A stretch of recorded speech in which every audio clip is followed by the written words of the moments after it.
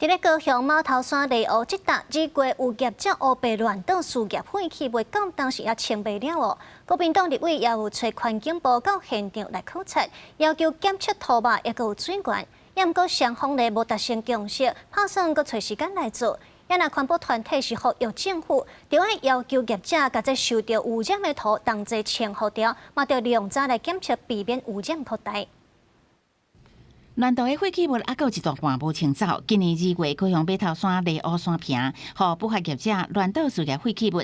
虽然相关涉案人已经起诉，不过废弃物甲单还未清完。他6点就来啊，来处理啊，反正刷石啊、遮拢真走了。民代环境部23透早到现场，要验地面水确认是毋是有污染。不过这水坑规个屯平，进行环团甲环保局原来有对现场的土做体检，结果拢无共。民代甲环团再去要求搁再采验。我们等一下可不可以带着您去做采样？还是今天这个采样您是没有要做了？已经都走到实验室的检测，结果数据也出来了。这个数据也让检察官作为判定的一个结果、一个依据的时候，我们现在还要回来做快筛吗？环境部认为土白爱等废弃物全部清走了后再撤，双方无共识，因为内湖是因产地用的，会另外搁选日子找农水署做伙检测。